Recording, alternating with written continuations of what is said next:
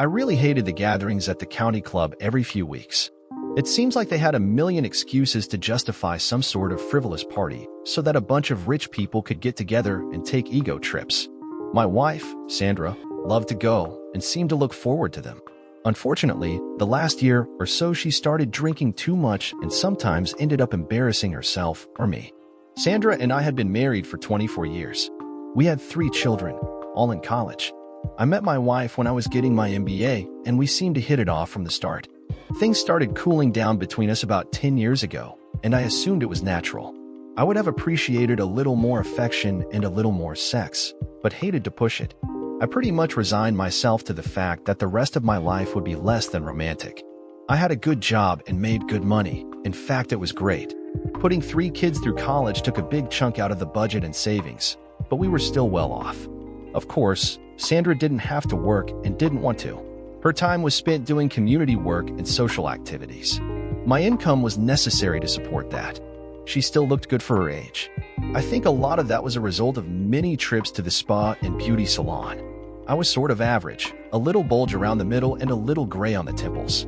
I dressed well because of my job and my wife's love of shopping. I was good at my job, but not really happy. I was ready to try something new, something that I would enjoy, and not have to worry about how much it paid. I also wanted to move somewhere else.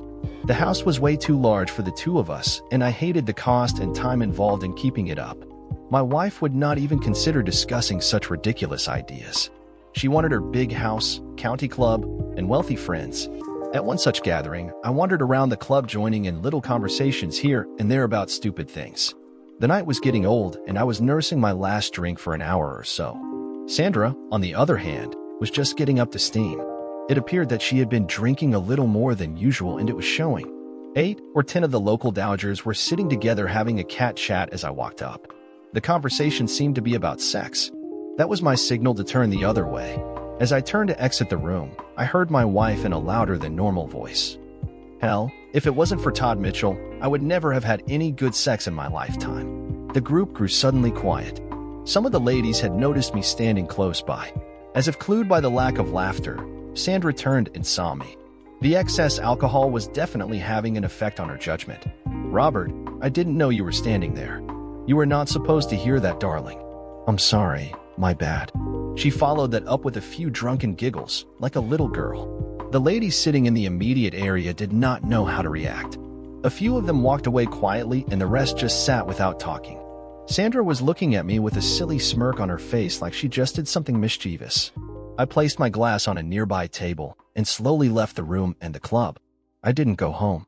I went to the airport and 30 minutes later was on a commuter flight to Reno. I liked Reno far better than Las Vegas. My relationship with Sandra now became a lot clearer. I was able to understand things that had eluded me before. A weekend in Reno would help clarify a few more things. I turned my cell phone off. I had no trouble getting a room at one of the casinos. I opened an account for $20,000 and the comp room quickly followed. Interesting thing about the casino accounts, since they are not banks, they are not under federal regulations, and no reports are required to the government. If you win big bucks on a slot or at Keno, it must be reported, but anything you deposit in your account is not traceable. I was not really interested in gambling of any type, but I did like their banking setup. By the time I woke up, it was noon on Saturday. I was analyzing my situation over a burger and fries. I liked Reno. The climate was comfortable because of the high altitude. Because of the gaming, there were a lot of other reasonable services available close by. I had to take a walk down by the Truckee to pay my respects to all the broken marriages. I wasn't planning on a Reno divorce, but I might like to add my ring to the riverbed at a later date. Going back to the hotel/casino, I passed a realtor's office with lots of pictures in the front display window. All of a sudden, a condo in Reno started to make sense. After an hour in the office and 2 hours driving around, I found a small, furnished unit that I really liked. The trouble was, I couldn't buy it while I was married. Luckily, I was able to swing a discreet lease-to-buy agreement with a big deposit. The big deposit was my idea and the seller loved it. One of the best decisions I made early in my marriage was to manage and control the family finances myself. Sandra did not have a knack for figures or banking. She was more than happy to let me pay the bills as long as she could spend the money.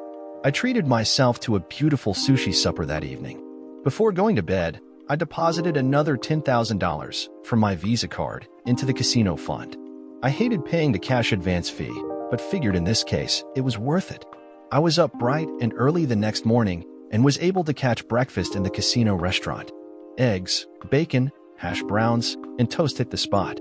I was trying to kill time with my second cup of coffee when I noticed my waitress had a big shiner. She was trying to hide it by combing her hair forward, but it wasn't working. She was a nice-looking girl in her mid-40s.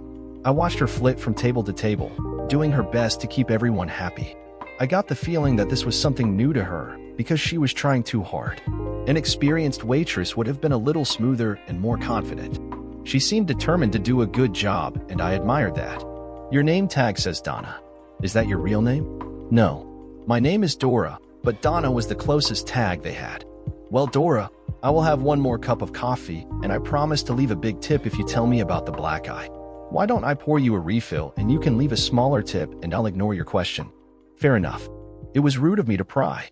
I already had the key to the condo, so I decided to get a few things to set up housekeeping. First stop was down the street at the Silver Spur used car lot. I grabbed a Focus sedan with more miles on it than I care to mention. It wouldn't be too good for a long trip, but okay to run around in. I guess I could have rented, but I was planning on coming back on a regular basis for a while. For a couple $100, I was able to get all I needed to live comfortably, including a few changes of clothes. The rest of the day, I spent opening accounts at several casinos. I wrote checks made out to the place I was at. The money went into my account and disappeared. No audit trail. By the end of the day, I had deposited $60,000 at 4 different casinos. I got a small spiral notebook I could carry in my pocket and enter the amounts, date, and casino name. This was a chronological record of the money I lost gambling over the weekend. Of course, I hadn't bet a dime, but who was going to challenge me? Everyone knew I was a lousy poker player, so any losses I had at roulette, craps, or blackjack would be believable. I had 6 months to come up with the down payment for the condo. That should be no problem. I totally forgot about lunch, so by the time supper rolled around, I was starved. The easiest place to go was where I had breakfast. As luck would have it, Dora was my waitress. Why are you still here? Looks like a long day. I have to work double shifts to get by. I didn't think rent would be so high here. Would you like to drink? It was better not to be too nosy. I ordered my meal and tried to be a good boy for the rest of the time. When I finished, she brought my check and stopped for a moment. I'm sorry for being so short with you this morning. I am having a hard time getting used to being here, and I am a little self-conscious about the eye. It was a parting present from my husband when I told him I was coming here to get a divorce.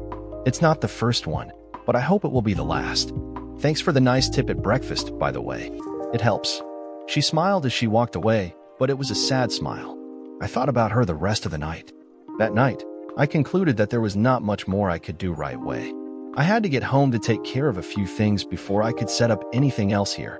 I had no trouble getting a flight lined up for the return trip, but was unsure what I was going to do when I got there. Dora was working the next morning, and I was able to get one of her tables. I stopped her when she dropped off the check after the meal. I have a small problem, and I was wondering if you could help me out. I have to leave today and won't be back for a week or so. I need someone to house sit for me. It's a 2-bedroom condo, so you wouldn't have to worry about any living conflicts. Could you possibly help me out? It will be for at least a couple months. Are you serious? No strings attached? I hate to leave the place alone. 90% of the time it will be just you. And when I am here, I will stay out of your way. Promise. I really didn't care if somebody broke in and cleaned the place out. There wasn't that much to lose. I couldn't let Dora know that. Okay. Is it within walking distance of the diner? It is pretty close, but I am leaving you my car also. Make sure it always has gas for when I come back. I will call you ahead of time. There is a machine on the phone. Dora just stood and looked at me. I think she was afraid that it was a setup. I didn't have time to convince her otherwise. Here's the condo key and the car key. The car is parked at the condo. It is a dark blue Ford Focus. Here is the address for the condo. If you don't feel comfortable about it, don't go. I will pick up the keys when I come back next Friday. I wrote the address on a napkin and handed it to her. She took the napkin and keys and just looked at me. Dora, don't worry about it. If you do, it's fine. If you decide not to, it's still fine. An hour later, I was on my flight home. I would have rather stayed in Reno. After picking up my car at the long-term lot, I drove by the house. Sandra's car was gone, so I decided to get a few things for the rest of the week. I loaded the car with underwear, clothes, shoes, and my laptop. It took less than 10 minutes. I also got my passport and birth certificate. The company had several kitchenette-type units on consignment. My position authorized me to use one of them as I saw fit. I reserved it for the next 2 weeks. I put the laptop battery on the charger and then called my eldest son, Jason. I told him that his mother and I were having some domestic problems and I would be tied up for a while. I asked him to explain it to his sisters and tell them not to worry. All 3 of them were at Auburn. I got a group discount, but still had to pay out-of-state tuition. At least I could afford it. I hung up, put the cell phone on a charger, and hit the shower. The only thing I got to eat on the plane was a bag of peanuts. I was looking forward to a nice supper. Monday was a busy day. Before doing anything else, I went to the bank and got a second mortgage on the house, a big one. I now owed more on the house than it was worth. By the end of this month, that would change. I contacted Auburn directly from the bank, and we reached an agreement on prepaid tuition for the kids. The bank wired $240,000 directly to the school. That left me with a cashier's check for just over $200,000 to take to Reno. I cashed in 2 CDs and paid the penalty and closed out the money market account. I decided to leave the credit cards alone until the end of the month. By that time, I was late for work. My faithful secretary was waiting with black coffee and a silly grin. "Good morning, Mr. Terrell. Are you going to tell me about what happened at the county club Friday? Or am I going to have to believe all the rumors?" "Emily, the rumors are all true. Anything else you need to know?" Without blinking an eye, she responded. "What do you want me to do? To help? Give me everything you can on Todd Mitchell. I think he used to work here, but I am not sure. Arrange to have all my scheduled work done by some of the staff and don't give them a reason why. Any appointments or meetings I have set up should be shifted also. Any questions so far?" I got a big smile and a thumbs up from Emily as she left the office. I had originally figured it would take me several weeks to arrange my affairs, but now I see that it could all be done in a week. I called my lawyer and arranged an immediate appointment. On the way out, I informed Emily that I was not taking or responding to any phone calls from my wife. Security was not to allow her in the building. Jerry Proctor was a friend of mine from college. We liked each other, but Jerry never did like Sandra. I figured he would be the perfect guy to handle my divorce. "I was at the country club Friday, Robert, so I think I know why you were here." "You are right. I am not being a smart ass, Bob, but it is about time." "You were right again. I figured as long as I wasn't being publicly humiliated, I could stand it." That ended Friday. "I need access to all of your accounts and a couple of powers of attorney. I'll have my girl prepare everything and then give you a call. Anything special I should be aware of?" "Well, Jerry, I am afraid the trauma of what happened Friday triggered something in me. I find that I have become addicted to gambling. I spent the weekend in Reno and lost thousands and thousands of dollars. I am going back next weekend and I am afraid it will be worse." "Gee, good buddy. That is terrible. I assume you were keeping some kind of record or documentation of all of these losses." Jerry had a big smile on his face. "I have, and I will. I guess it would be a good idea if I send you copies of everything." "Most definitely. You know, Bob, I don't think we should talk about this anymore." "Do you?" "You are right. Do you need anything else?" "I'm good, Bob. Get the hell out of here and take care of business. Take this financial worksheet with you. Fill it out and bring it back when you come in to sign those forms tomorrow." "I got your back, buddy." It was about that time I realized I missed lunch. Emily had a nice little sheet waiting for me with information about Todd Mitchell. She recommended I speak to Wilma Grimm in the personnel department before doing anything else. Wilma had been with the company forever. She ran a tight ship and did a good job. She always wore a business suit and always had her hair in a tight bun. Her confidence made her a little intimidating to anyone who met her. If Emily wanted me to see her, it must be important. "Good afternoon, Mr. Terrell. Have a seat." She was trying to put me at ease, but it wasn't working. It was like being in a room with a nun teacher. I was a grown man, in an important position, and I was in awe of this woman. She shut her office door. Emily gave me a rundown of what is going on. I don't contribute to office gossip, but I do deal in facts. Todd Mitchell came to me in confidence 3 years ago. I swore I would not tell anyone what was discussed at that time, but it appears I cannot keep that promise. If at any time you are offended by something I say, please get up and leave and our discussion will be ended. If you don't like what you hear, do not get mad at me. I am just giving you the facts. Do you understand, Mr. Terrell? Yes, I understand. I think I am mature enough to accept whatever you tell me without throwing a temper tantrum. She gave a slight frown at my pathetic attempt to be humorous. About 3.5 years ago, your wife, Sandra, approached Todd Mitchell at a company function. Drinking was heavy that night, and before the evening was over, Todd and Sandra were having sex in one of the private offices. Todd was going to get married the next month. Sandra threatened to tell his fiancée unless he continued to meet her for sex. He was hoping that after he got married, she would leave him alone, but she didn't. She was forcing him to have sex with her for several months, under the threat of exposure. In desperation, he came to me for help. Of course, he had to tell me the whole story. Naturally, I could not in good conscience tell you, or anyone else. The best solution I had was to transfer Todd to another office. After his relocation to Dallas, Sandra left him alone. Todd never told his wife about the problem. Any questions? It looks like Mr. Mitchell was as big a victim in this fiasco as I was.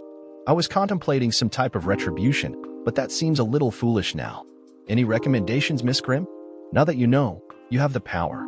I think you should just let it die. Todd Mitchell is a good employee and an asset to the company. Don't screw him up over something your wife did. Thanks for your time. I think you were right. Being forced to have sex with my wife is punishment enough. As we got up, Wilma smiled. By the way, it is not, miss. I have been married for 32 years. It was hard to imagine Wilma Grimm naked, in bed with a man. However, maybe, when she lets her hair down, she turns into some kind of sex goddess. All of a sudden, I found myself thinking of a dominatrix and decided to mentally change the subject. I had more important things to worry about than Wilma's love life. Emily had rescheduled all my work, and I had a clean slate. My wife called 3 times and refused to believe I was in Baltimore, as Emily said. Emily set up an appointment for me with the company president the next day and one with the legal department for that afternoon. I asked Emily to have supper with me. She laughed and said her husband would disapprove. She suggested I ask Wilma and laughed again. It took longer in the legal department than I had anticipated, and I ended up keeping a few of the people overtime. I apologized, but they all seemed to understand. It turned out to be more complicated than I thought it would be. Redeeming my retirement plan for a cash settlement was difficult. Closing out the 401k and shared saving account went smoothly but took time. Cashing in my sick time, vacation time, and company insurance was easier than most of the things. By then, it was pretty apparent that I was leaving the company. I was hoping that it wouldn't leak back to my wife before I was done. I ended up eating supper alone. For some odd reason, I thought about Dora during the meal.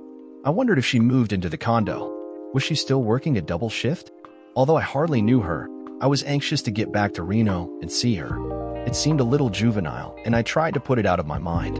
It was foolish to waste time thinking about fantasies that would never be. The next morning, I cashed in 2 whole life insurance policies and canceled 2 term policies. I was amazed at the cash value the whole life policies had grown to. I could pick up the checks the next morning. My car was covered by the company insurance, but I canceled the insurance on Sandra's Lexus. The lease was in her name, but the insurance was in mine. Before going into work, I swung by Jerry's office, dropped off the financial form, and signed a bunch of papers his secretary had ready. Emily had coffee ready when I got back to the office. It is not my intention to rub salt into your wounds, boss, but you need to talk to Calvin Bostic, down in settlements, before you see Richard. Richard Ryder was the president of the company. I felt pretty sure that he already knew what I wanted to see him about. The settlements division was really down in the basement, to be exact.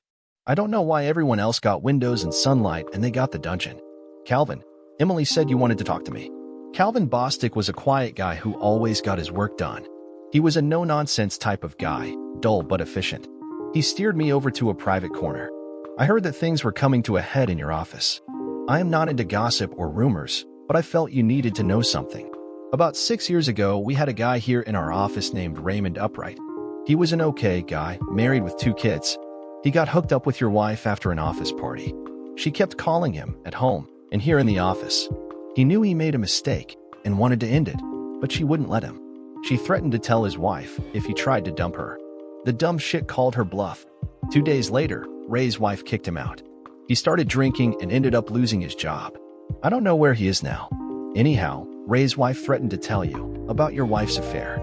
As I understand it, your wife gave her 10 grand to shut up. I have no proof about that last part. Thanks, Cal. I wonder if anybody else has some good news for me. I wasn't trying to get you upset, Mr. Terrell, but Emily said I should tell you. You did the right thing. I appreciate it. I took the elevator straight up to the 9th floor. I was a little early for my appointment with Mr. Ryder, but he took me right in. It was short and it was precise. The legal department, personnel department, and payroll would take care of everything for me.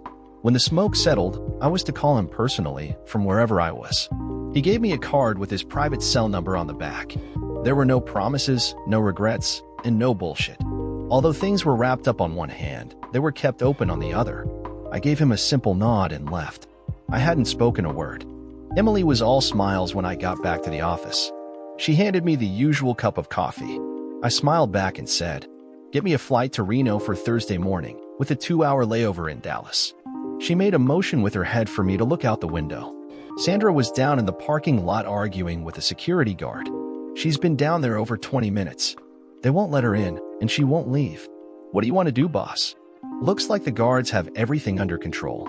The only problem I have is finding somebody to have supper with. I hate to eat alone. I called Jerry to see how things were going. He said he couldn't do anything until I straightened out the financial mess. I had to show him that I had no money. Right now, I was loaded. Between the checks I had, those that were coming, and the cash in the bank, I was a wealthy man. I promised I would go to Reno early and not come back until I was flat broke. Every once in a while, somebody would stick their head in the door and tell me that my wife wanted me to call her. She was having all her girlfriends call their husbands at work to find me.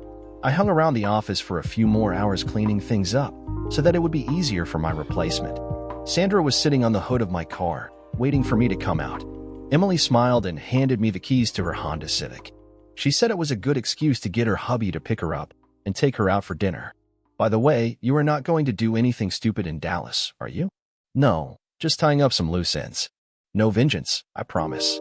I drove to Allentown and had my supper at the Outback. I was back in my apartment before midnight. The next morning went fast.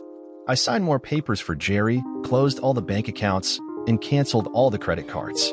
I even arranged to have all the utilities turned off at the house the next week. I picked up checks at the bank, insurance company, and at work. I had no idea I was worth so much money. I got a new cell phone and canceled the ones that Sandra and I presently had. I sold my county club membership to an old friend for $23,000. My replacement was in place when I stopped in at work for the last time. He seemed like a nice fellow. He got there from Boston with a 24-hour notice. He knew it was a good move for him. Emily knew more about running the office than I did, so it was not necessary for me to train him. There were some things at the house I wish I had, but they were not important enough for me to go back for. Emily told me to keep her car, and she would have her hubby pick it up at the airport. I had to get a couple of cheap suitcases to put my stuff in at the apartment. Anything I forgot, I could buy in Reno. All of a sudden, I realized that I had done everything I could do. All my assets were now in cash. There were no stocks, no accounts, and nothing else of value except the house, which I was giving to my wife. Air Blue was very accommodating. They had some seats available and were more than willing to move my flight up. I called Jerry at home. "Hey, buddy, just wanted to let you know I'm cutting out tonight. I assume you have everything you need." "I'm good, Bob. I can actually serve the papers tomorrow, but I still need that financial information as soon as possible. You might as well go ahead and give them to her. I will start sending you some proof of financial irresponsibility as soon as I can. Be careful, Bob. I don't want to see either one of us get into trouble. I am sure Sandra will get a big shot to help her, probably from Philly. Of course he will be on contingency and could bail on her as soon as things start to look bad. It's all up to you, Jerry. Do the best you can for me. Just don't pad the bill too much. I'm going to be a very poor man soon. Don't forget that. One more thing. See if you can locate a guy named Raymond Upright. There is a good chance he could use a little help. Depending on the circumstances, I might be the one to do that. Got it, Bobby. Have a good flight and keep in touch." I called the condo and left a message on the machine that I would be arriving later that night. I told her I would call, and I didn't want her to be alarmed when she heard somebody at the door. At this point, I didn't know if she would be there or not. I could hope. It was odd that I didn't even know this lady, and yet I was hoping to have a relationship of some sort with her. At this point, just having her as a friend would be fine. Her situation made her vulnerable, and I didn't want to seem like I was taking advantage of it.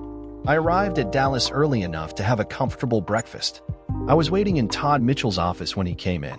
I could tell he wasn't happy to see me.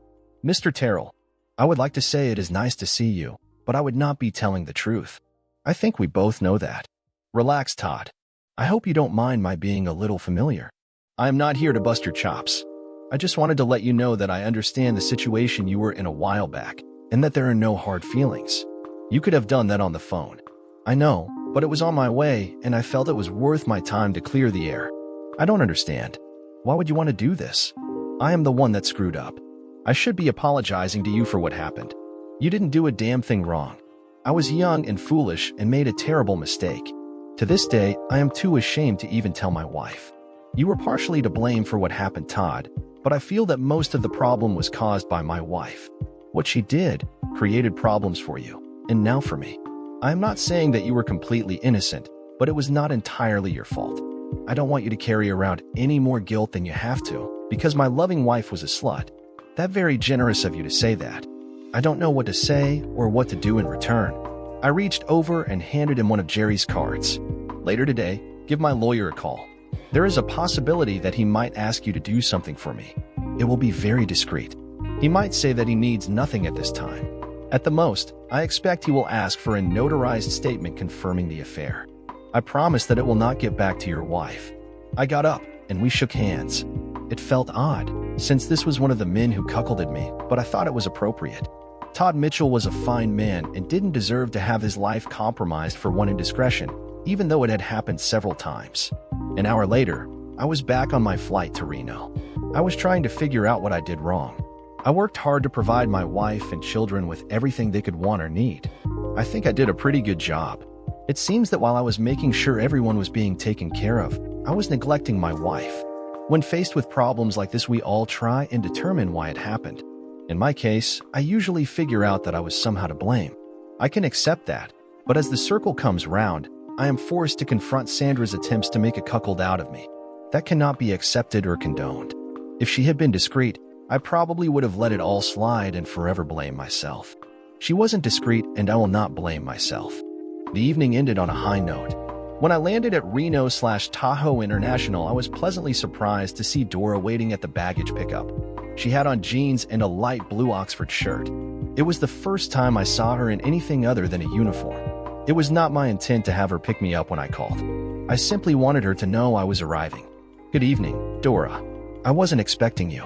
I figured since I had your car, it was the least I could do. You're not working? No, I was able to cut back because of your generous offer. Oh, I wasn't being generous. I was just trying to figure out a way that I could be alone with you. And just what are you going to do to me when you get me alone? I don't know yet. I haven't planned that far ahead. Any suggestions? As I pulled my bags off the turntable, I noticed Dora blush a little. I figured it was time to back off before I scared her away. I felt that she was baiting me a little when she asked the question, and that was a good sign. 30 minutes later, we were back at a newly decorated apartment.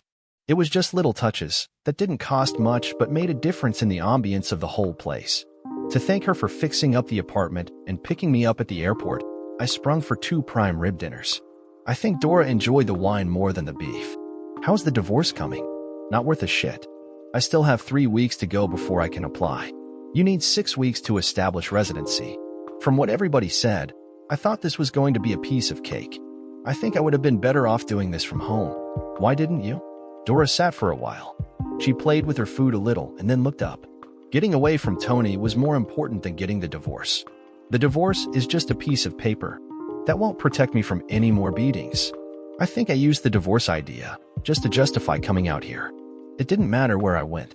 The important thing was that I went at all. What Dora said made sense to me. I guess getting divorced from Sandra seemed important at first, but now I wasn't sure. All I really wanted to do was keep her from profiting from the marriage. Unless I was planning on getting married again, it didn't matter. I had no inclinations that way. The rest of the evening was spent chatting about more mundane things like hobbies, movies, and books. Dora didn't have any children. I didn't ask why. We slept in our separate bedrooms that night. Dora had left for work before I even got up. There was fresh coffee, and that was all I needed. I was still full from last night's feast. After a quick shower, I got down to business. Jerry, how's my favorite lawyer? There was a sigh on the other end of the phone. Not worth a shit, Robert. I got bad news for you. Promise you won't shoot the messenger. Oh crap. I have only been gone one day. What the hell happened? Sandra has stirred up the pot. She found out about the bank accounts and other stuff. After calling the police, she got a restraining order against everything in the world. All of your accounts are frozen, even thought they are empty. You can't come near her or the house. You cannot take anything from the house. You cannot contact your children, even though they are legally adults. Most of the stuff is crap, but it will take a ton of time and money if you want to straighten it all out. She contacted the Security and Exchange Commission about your 401k and retirement accounts. Somehow or other, she has the IRS looking into things. Jerry, I don't know how to tell you this, but I don't want any part of any of it. I am out. Do you understand? I was a bit overwhelmed. I guess you mean you won't be handling the divorce for me? You got it, buddy. For your information, she also hired a private detective to track you down. I wonder how she is going to pay for all of this? Don't know, and I don't care. Remember, if the cops or feds ask me where you are, I will have to tell them. I'm not going to risk my career for you, even though we are friends. I understand, Jerry. Cover your ass. I'm going to make some adjustments at my end. I won't call you again for a while. Thanks for your understanding, buddy. I was hoping you would. See ya. Well, that put a crimp in things. The best laid plans can go to hell in a heartbeat. I had to go to plan B, and I didn't have one. My brilliant idea to fake losing all my money in the casinos was shot down. I decided not to call anyone else. Dora left me the car, which was appreciated. I don't know how she got to work. I was stuck with a small duffel full of money and checks. I had to go to 6 different casinos to cash all my checks and for chips or credit. I was afraid to go to the banks in case there had been a hold or trace put on anything. The casinos were more than happy to help out. By the end of the morning, I had everything on deposit at several places and a bag full of cash and chips. After a quick lunch, I started the withdrawals. In 2 hours, all the chips had been converted to cash and all the cash had been removed from the casino accounts. I now had a big bag of money and lots of it. So far, there had been no problems and nothing suspicious. It took me less than an hour to drive to Carson City.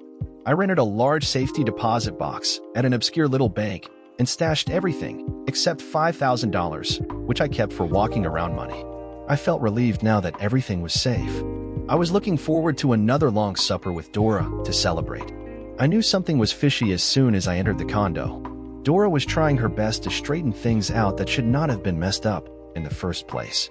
She looked up and me immediately covered part of her face. I'm sorry, Robert. It's my fault. I don't know how he found me and didn't know he was following me until I got into the apartment. I should have been more careful. I am really sorry. I slowly lowered her hand away from her face. Dora had a new shiner and a fat lip to go with it. A large, bluish bruise covered the right side of her face. Was it Tony? She nodded her head in the affirmative. He had his 2 brothers with him. They are out looking for you now. Tony told me not to leave the condo. Where are they looking? I gave them the name of 3 casinos. The idiots don't even know what you look like. I don't think they are thinking straight. It was a no-brainer. We couldn't stay, and we couldn't call the cops. We left everything, started driving west, and spent the night in a small, off-road motel in Grass Valley. It only had 1 bed, but I was a gentleman. I brought some takeout back to the room and got some makeup for Dora. She tried her best to cover up the bruises, but it still looked like shit. She kept apologizing to me all night. I was relieved when she finally fell asleep. We drove into Sacramento the next day and got some clothing and personal items. I had no idea when we would be able to get back to the condo. I had the Grass Valley Motel for 2 more nights. Dora and I spent the next few days getting to know each other. There was no sex and no innuendos. I felt more comfortable with her after 3 days than I did with my wife after 24 years. When I wasn't talking with Dora, I was worrying about all the other things that were happening. I was afraid to take Dora back to the condo in case Tony would find her. I was afraid to go back to the condo myself in case somebody was looking for me, but I carelessly left my laptop, passport, and other personal papers there. I had a stupid idea that they were important to me, and I had to get them. Real stupid. I only knew Dora a few days, but I decided I had to trust her. We were both in the same boat, as far as spouses were concerned. Have you ever been to Mexico? No. Are we going to go to Mexico, Robert? I don't know. Look, in case things don't go well, I want you to do something for me. I don't want you to get in trouble, and I want to keep you away from Tony. Robert, you don't owe me anything. You did more than enough already. I'll be fine. Well, I am not sure how things are going to go for me. I have a lot of money stashed away. It's not dirty money, but I am hiding it from my wife. If something happens to me, you will have to retrieve the cash for me. Who is after you? You haven't said anything about that. Did you do something illegal? Look, there are several federal agencies looking for me, and a private detective. I am sure the local police will be called in to help if necessary. All I am trying to do is hide some money from my wife. She is trying to make it look like I am doing something illegal. What am I supposed to do with this money? I was thinking about that. Go to Guadalajara and wait for me. Use whatever money you need to get by until I get there. How will you find me? Go to the Libertad market for coffee every morning. I will find you. It is very large, but I will find you. When am I supposed to do this? When you figure out I am in trouble. Why don't I just do it now? Be patient. I'll take you with me. I would rather take you with me than go separately. I'd feel better if we went together. Why can't we both go now? The conversation was starting to get redundant, so I ignored her. I didn't mean to be impolite, just anxious to move along. 2 hours later, we were over the pass and in Carson City. Dora's name was put on the access for the safety deposit box and she got her own key. When we got back to the condo, I parked a half block away. The complex had a lower level parking area under the units. It was open to the outside, but covered. I told Dora to wait in the car until I was sure there wouldn't be a problem. What sort of problem? I had no idea. The way things were going lately, anything could happen, and it did. I was walking through the parking area, looking for anything suspicious when it happened. Robert Terrell. Turn around. He was a little man, sort of wiry. The long leather coat he wore made him look weird instead of sinister. He wasn't menacing enough to pull it off. The large, black automatic in his fist was, though. Do I know you? A big smile crossed his face, as if he was proud to identify himself. My name is Laszlo. Your wife sent me. Okay. What can I do for you? I need your wedding ring and your wallet. I can understand the wedding ring, but why the wallet? I have to make this look like a robbery? Make what look like a robbery? Your wife hired me to kill you, Mr. Terrell. I hope she paid you up front, because she doesn't have any money. What do you mean? That was the end of the conversation. From across the parking area came 3 large Italians who did look nasty in their long leather coats. Bobby Terrell, we want to talk to you. Tony was one loud dude. The intrusion caught Laszlo by surprise. He turned to face the 3 of them when one of them noticed the gun in his hand. All 3 of them were reaching into their coats as I dove across the concrete barrier leading to the outside of the parking area. Laszlo lost all interest in me for the moment. As I scooted along the side of the building toward the car, I could hear shots echoing off the garage walls. I looked up in time to see Dora speeding down the street and 2 guys in suits getting out of a black SUV across the street. It was obvious that the suit guys were feds, and I assumed they were waiting for me. The firefight distracted them long enough for me to get out of the area. Dora was gone. The car was gone. There was no way in hell that I was going back to that condo. I didn't know who shot whom in the parking garage, and I didn't want to know. All I knew for sure was that there were 3 different groups after my ass for different reasons at the same time. I got the message. I had several options at this point.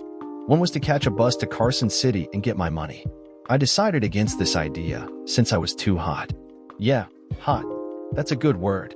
I was just trying to get away from a cheating wife. What the hell happened? Since I decided to let the money cool for a while, I had to find a place to lay low. I still had over $4 grand in my pocket.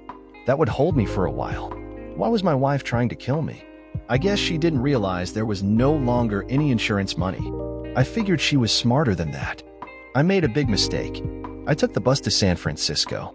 For $1,000 does not go far in the city by the bay. The first 1,000 got me an SSN and an ID, so I could at least get a job. I found a room with a bath down the hall and a job waiting tables in a low-profile restaurant. After about a month, I was earning enough to support myself and getting to be a pretty good waiter. Some customers were actually requesting my tables. I had not been making the payments on my cell phone, and the service was terminated. I hadn't used it since I left Reno. It only cost me a few bucks to get a new prepaid service and about 50 minutes of airtime. I wanted to call Dora, but I had no idea where she was or how to get in touch with her. I decided to call Jerry. Hey buddy, it's Robert. Just thought I'd get an update from you. Bobby, good to hear from you. Things are still fouled up, but not like you would think. Where the hell are you? None of your damn business where I am. Last time I talked to you, I was inundated with nasty people, all wanting something. Am I still a wanted man? Well, most of that crap went away, especially after Sandra was arrested. As I understand it, the IRS is still looking for some type of payment on 401k assets. Other than that, most of it is good. What do you mean Sandra was arrested? I thought you of all people would know about that. Ever hear of a guy named Lester Laszlo? Yeah, I met him once, briefly, about 3 months ago. He was trying to bump me off when we were interrupted by some other guys who were after me. While they were arguing about which one of them would get a piece of me, I slipped out the back door. How does he fit in? Sandra hired Laszlo to kill you.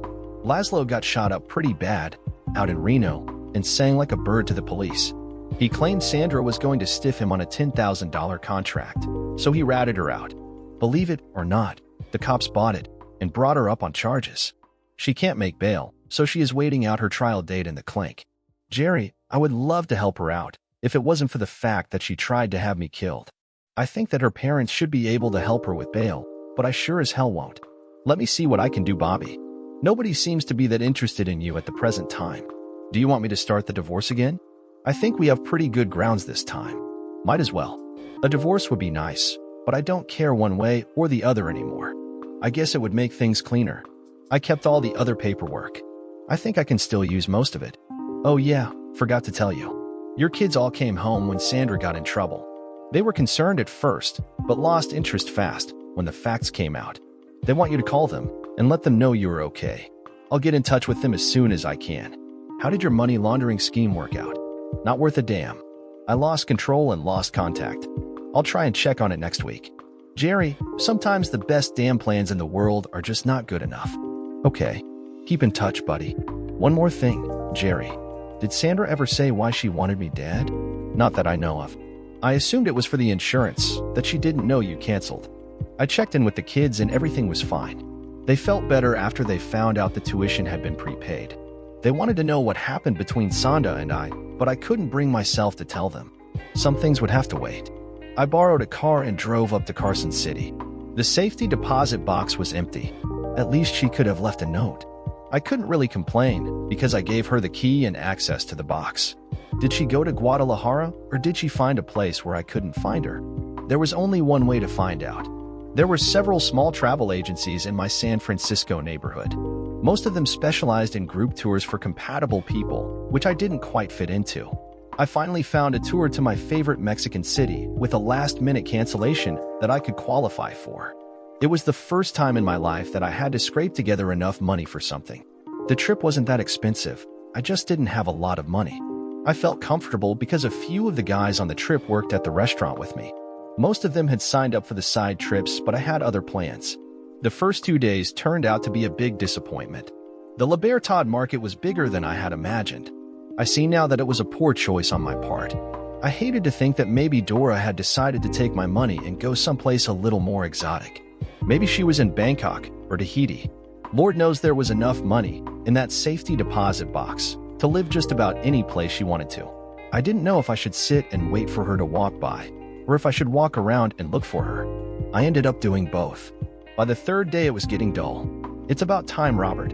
Where the hell have you been? I turned and saw Dora standing with her hands on her hips. She had on a wide-brimmed straw hat with a red band around it. Say something, damn it. I've been going nuts here, not knowing if you were even alive or not. I didn't say anything. I walked over and kissed her for the first time. I don't know why I hadn't done it before, but I was glad I did it now. That's a pretty pathetic explanation. Maybe you better try it again. The second kiss was accompanied with a big hug as I swung her around off the ground. Dora, I missed you so bad. You still have to tell me where you were for the last month, but I can't wait till later. Let's go home and have some lunch.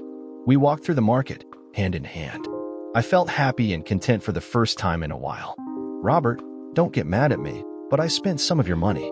I put most of it in the bank, but I needed a place to live, so I bought us a house. I was hoping you wouldn't mind, because you had an awful lot of money in that bank.